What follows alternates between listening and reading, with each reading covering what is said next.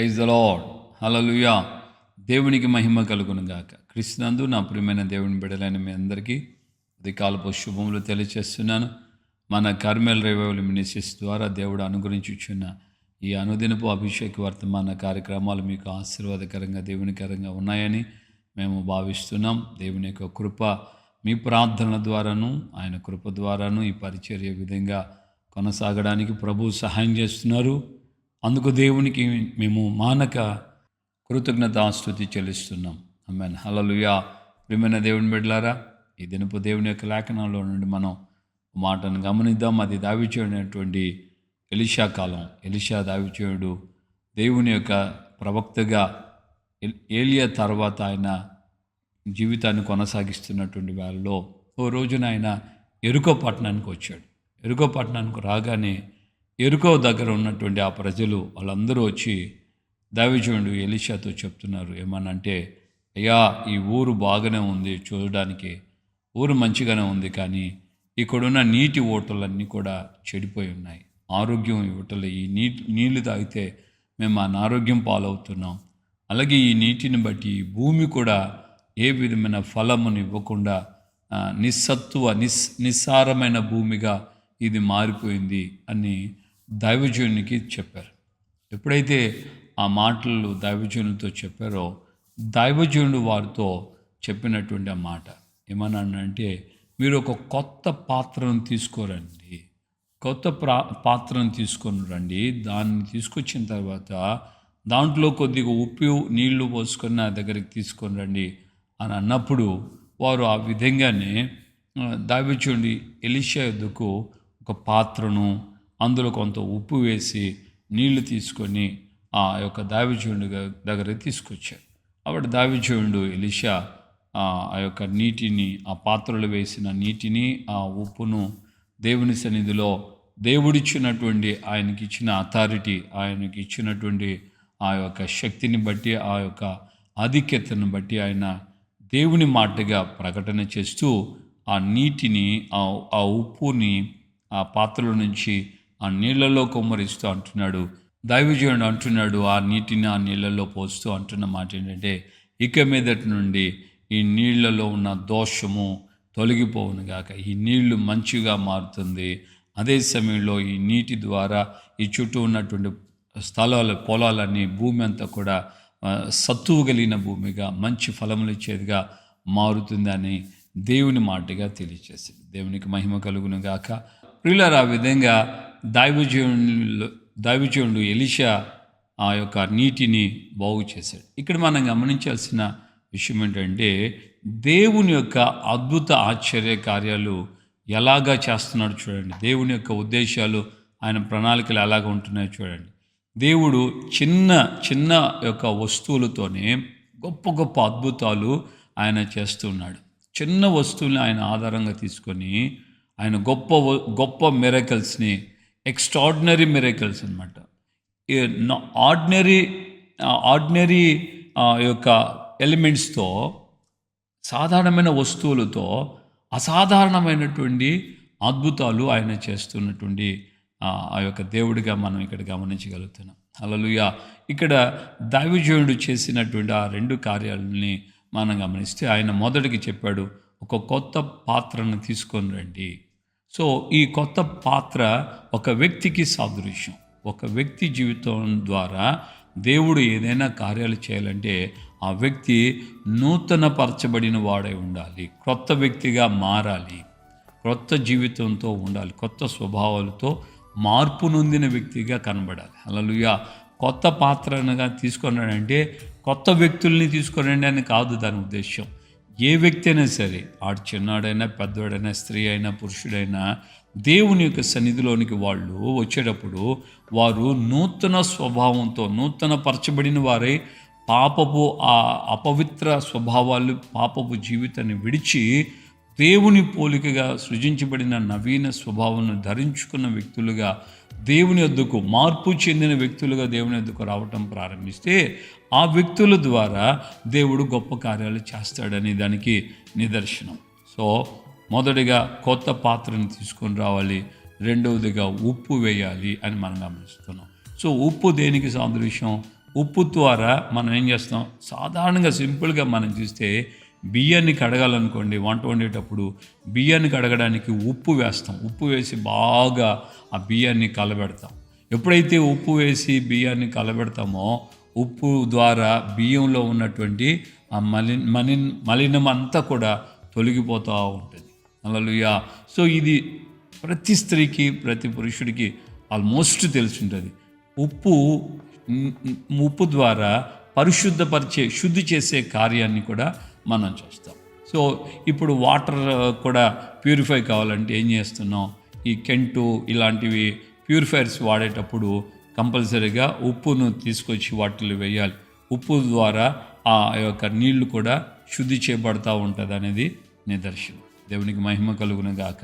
So ఈ ఉప్పు ద్వారా ఒకటి శుద్ధి చేయబడుతుంది, మరొకటి మనం గమనిస్తే ఉప్పు ప్రిజర్వ్ కూడా చేస్తుంది, సంరక్షిస్తుంది. ఏదైనా వస్తువు కాపాడబడాలంటే, ప్రిజర్వ్ చేయబడాలంటే, అది ఆ వస్తువు నిలకడగా ఉండడానికి కంపల్సరీగా ఉప్పు వేస్తారు. నా చిన్నతనంలో బాగా గుర్తుంది, మా నాన్నగారు తిరుపతి నుంచి అటు పీలేరు, పొంగనూర, మదనపల్లి ఆ ఏరియాల్లో డ్యూటీ నిమిత్తమై అక్కడికి వెళ్ళినప్పుడు అక్కడి నుంచి చింతపండు బాగా తీసుకొచ్చేవాడు. చింతపండు పెద్ద పెద్దవి, వాటిని తీసుకొచ్చినప్పుడల్లా మేము ఆ చింతకాయలని అంతటిని కొట్టి వాటి నుంచి గింజలు తీసివేసేసిన తర్వాత ఆ చింతపండుని మా అమ్మ ఒక పెట్టెలో, ఒక అట్టపెట్టెలో వాటిని పెట్టి ఒక్కొక్క వరుసగా పెట్టి దాంట్లో ఉప్పు ఒక వరుస, మళ్ళీ చింతపండు, అట్లాగా ఉప్పును చింతపండు మధ్యలో పోసి దాన్ని అట్లా సేవ్ చేసి పెట్టేదన్నమాట.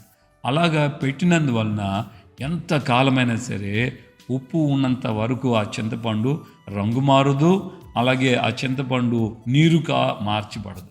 హల్లెలూయా. అంటే ఈ ఉప్పు ఆ యొక్క చింతపండుని ప్రిజర్వ్ చేస్తూ ఉంది, సంరక్షిస్తూ ఉంది. ఉప్పు దేవునికి సాదృశ్యం అనే దానికి ఈ మాటలు చెప్తున్నాను. సో ప్రియమైన దేవుని బిడ్డలుగా మనం గమనించాలి, ఈ రెండు వస్తువులతో పాటు విధేయతను కూడా అక్కడ మనం చూస్తున్నాం.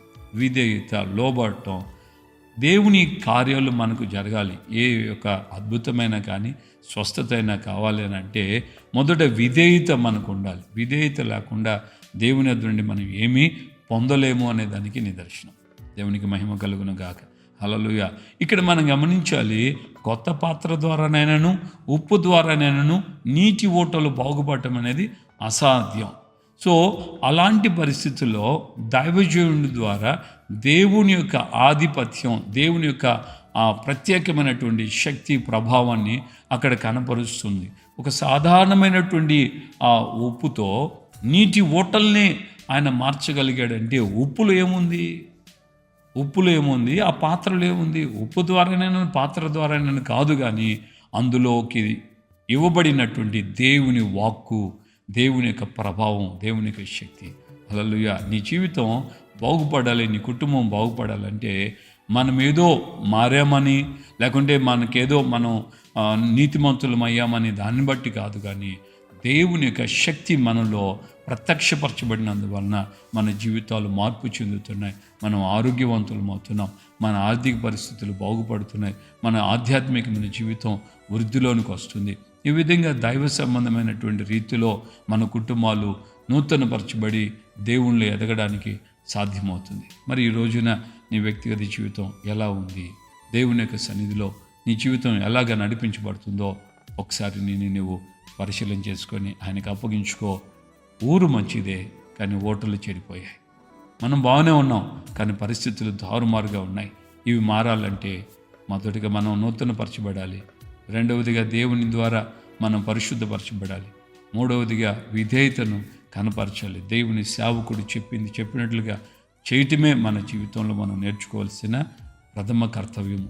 దేవుని యొక్క ప్రతినిధిగా దేవుని యొక్క సేవకుడు చెప్తున్నటువంటి మాటలు లేఖనాల్లో ఉన్నాయో లేవని పరిశీలన చేసుకుంటూ మొదటి దేవుని చిత్తం వలన మీరు వెళ్తున్న మీ సేవకులకి మీరు అప్పగించుకోవటం ద్వారా దేవుడు మీ జీవితంలో, మీ కుటుంబంలో గొప్ప కార్యాలు చేస్తాడు. ప్రార్థన చేసుకుందాం. ప్రేమగల తండ్రి, మీ పాదాలు స్తోత్రాలు. ఉదయ కాలమందు నాతో మాతో మీరు మాట్లాడి మమ్మల్ని మీరు ధైర్యపరిచారు, బలపరిచారు. అందును బట్టి మీకు స్తోత్రాలు. మీ యొక్క నాయన లేఖనాల ద్వారా అయ్యా ఊరు మంచిదే, కానీ ఊటలు చెడిపోయి ఉన్నాయి.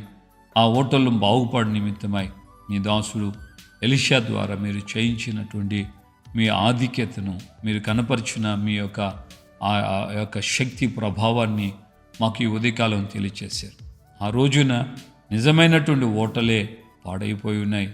ఈ రోజున మా జీవితాలు, మా తలంపులు, ఆలోచనలు, క్రియలు, మా కుటుంబాలు, మా పిల్లల జీవితాలు, వారి తలంపులు ఈ విధంగా అయ్యా పైకి మంచిగానే కనబడుతున్నారు, కానీ లోన వాళ్ళకు ఉన్నటువంటి ఆలోచన తలంపులన్నీ కూడా అయ్యా వేదనకరంగాను, దీవెనకరంగాను, అయ్యా అయ్యా దుఃఖకరంగాను మార్చబడి ఉండగా మీ యొక్క నైనా మాటకు లోబడిన వారి జీవితాల్లో ఏ విధంగా ఆ దుఃఖాలు, వేదనలు అన్నీ కూడా ఆనందంగాను దీవెనకరంగా మార్చబడతాయో మీ యొక్క లేఖనాల ద్వారా తేటపరిచారు.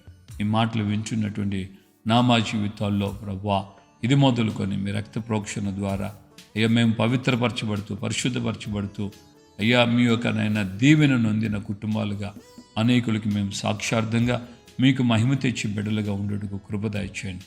ఘనత, మహిమ, ప్రభావాలు మీరు మాత్రమే పొందమని యేసయ్య పరిశుద్ధ నామములో ప్రార్థన చేసి పొంది ఉన్నాము తండ్రి, ఆమేన్. మన ప్రభు అయిన యేసుక్రీస్తు కృపయు, తండ్రి అయిన దేవుని ప్రేమ, పరిశుద్ధాత్మిక అన్యోన్య సహవాసము, సమాధానం ఇప్పుడు ఎల్లప్పుడూ సకల పరిశుద్ధులకి మనకును ప్రభు రాకడ పర్యంతం కృప ఆయనకు లోబడుతూ ఆయన చిత్తాన్ని ప్రకారంగా జీవించడానికి నూతన పరచబడి అప్పగించుకున్న వారందరికీ తోడై ఉండి నడిపించును గాక.